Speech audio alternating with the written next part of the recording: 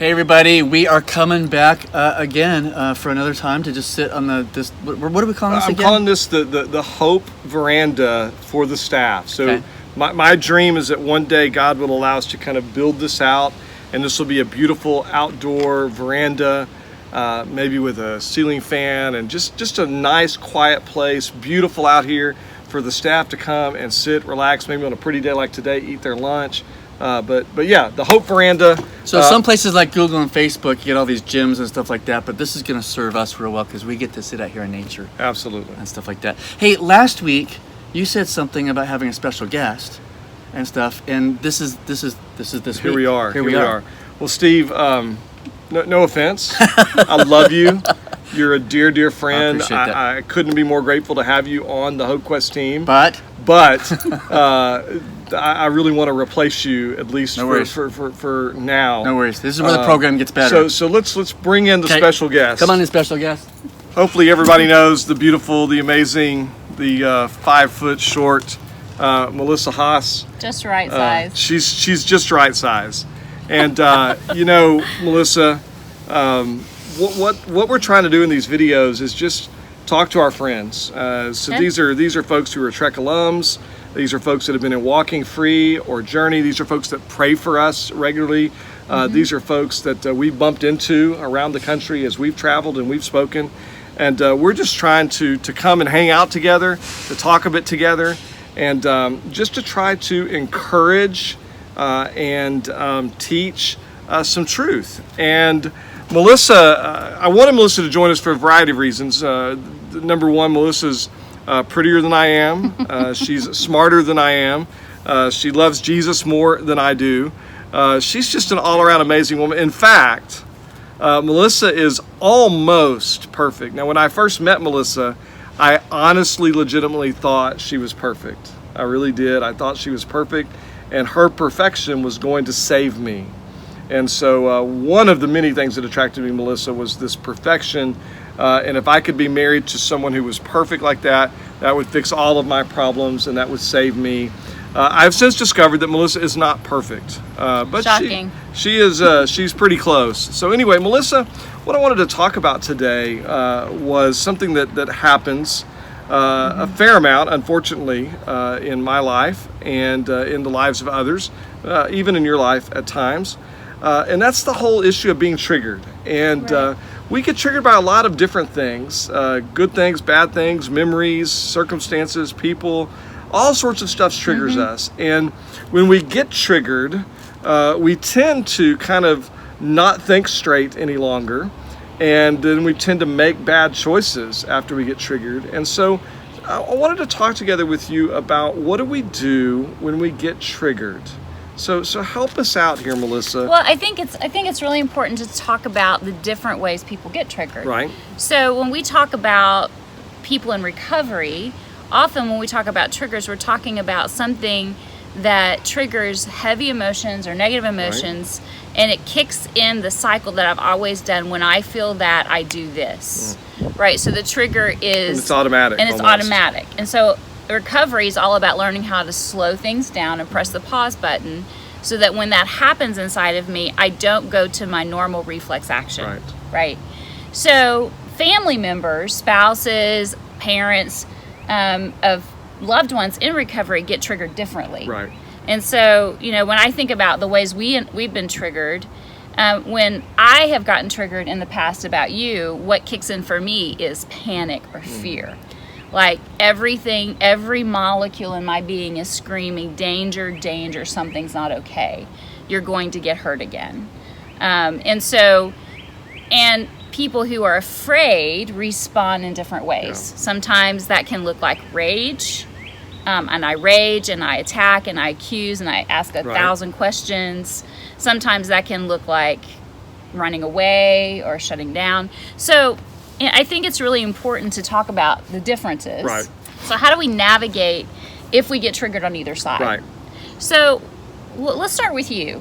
Like in terms of your recovery, when you have thought about times that something triggered you, Right. either something you saw, like a sensory trigger, Right. or an emotional trigger that you felt, Right.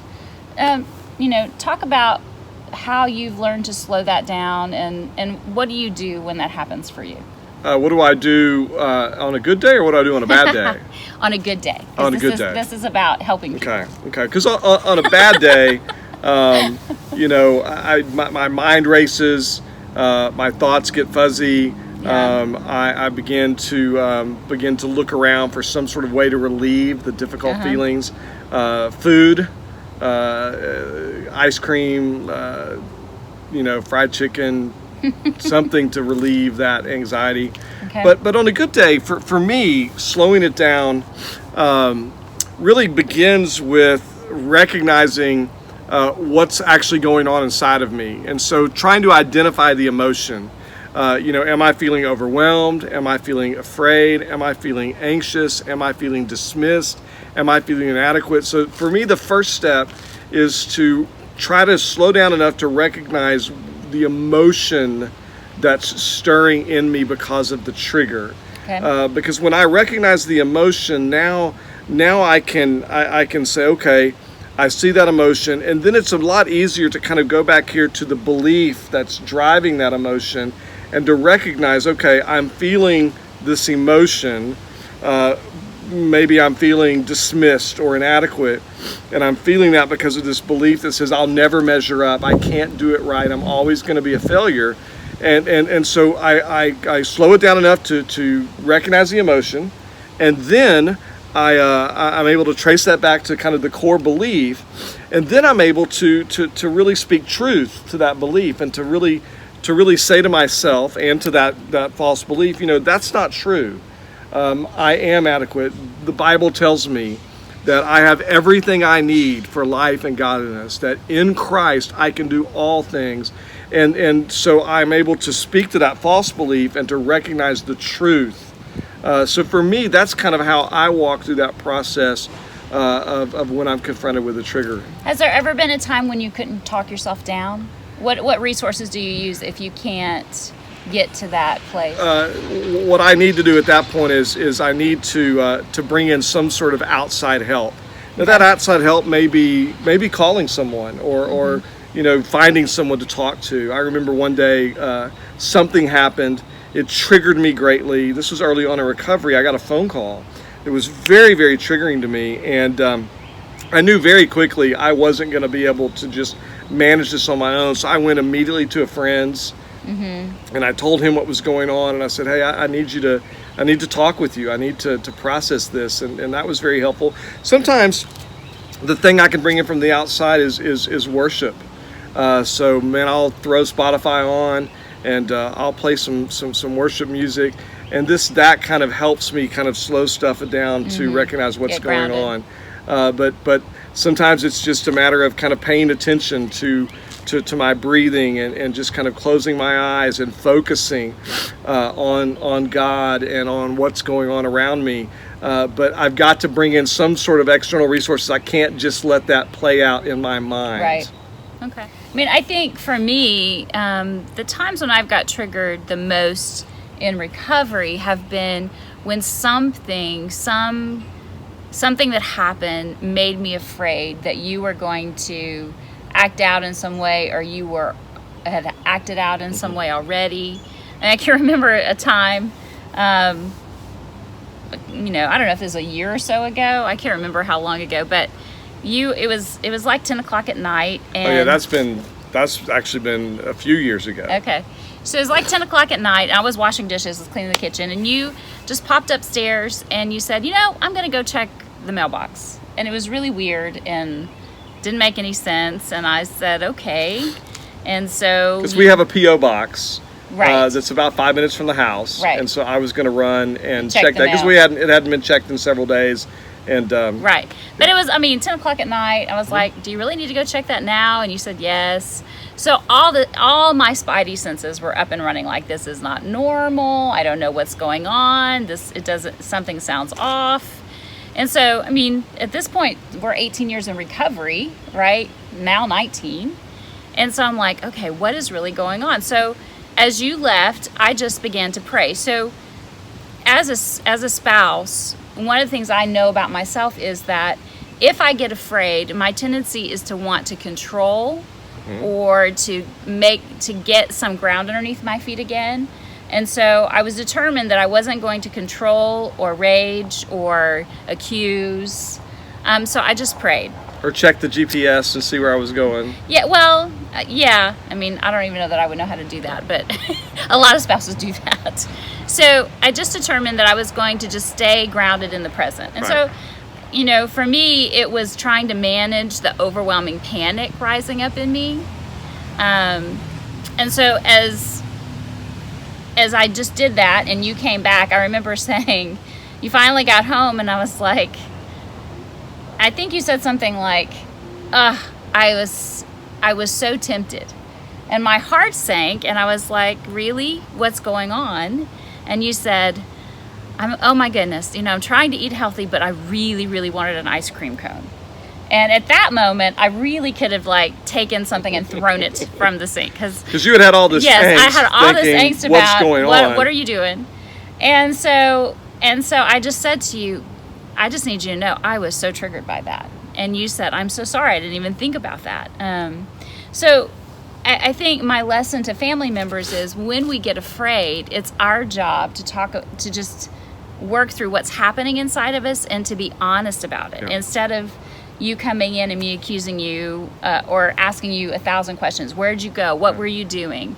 And I'll say this, Melissa, your response, by the way, the post office, right next to the post office is a Quick Trip. And Quick Trip has installed in all of their stores this wonderful machine that spits out soft serve ice cream into a cup or cone, whichever you desire. You go in and you press a button, swipe your card, and voila, you get You're a causing cup or a everybody to cone sin, honey. of soft serve ice cream. And so I'm there checking them out. I really did go to check the mail, but when I realized, hey, there's the Quick Trip, and hey, gosh, I'm hungry, and hey, ice cream sure would be good. Now I'm wrestling with myself. So I'm literally sitting in the parking lot of the post office, wrestling with myself and talking to myself. Do I want to go get the ice cream? Do I not want to go get the ice cream? But here's the thing: when I got home, instead of being attacked by you or being accused by you or where have you been or what have you been up to, your willingness to say to me, hey, that was really hard. I was scared while you were gone. I didn't know what was going on. That was very difficult for me. Your authenticity and your honesty as you were triggered really helped me to number one, own that I really wasn't thinking about you and I wasn't really caring for your heart at that moment. I was just running some errands and thinking about ice cream. Mm-hmm. But it also allowed us, and here's the beautiful thing about this whole deal that I want to close with, and that is it really allowed us to connect around me being triggered and wanting ice cream and you being triggered wondering what I'm up to. And the end result was not disconnection because we're fighting because we're both triggered, but it ends up being connection because we're able to talk and be authentic and honest with one another about what was going on inside of us. Yeah, and that's the goal. It's real relationship. Triggers are going to happen. We don't have any control over them. Our fears come up, we see things, we experience things that really cause heavy emotions. But the reality is we have resources on board to stay grounded in the present moment, to allow God to help us find a place of peace so that we can respond instead of react. Yeah. And the beautiful end of the story is connection. Yeah. And that's what we're after. That's when I married Melissa, I wanted connection. When she married me, she wanted connection. When God created us, He created us for connection. And if we'll allow even something like a trigger to actually cause us to draw closer to God and to draw closer to one another, that can be a beautiful thing. Thanks for hanging out with us today. Please go below and like this video, share this video. This is for anyone that could benefit from the truths that we're sharing. Steve will be back with me next week. Hey everybody, ice cream, Troy's treating. And I promise that Melissa will come back and hang out with us again. And I promise we're not going to have ice cream right now. Y'all have a great week.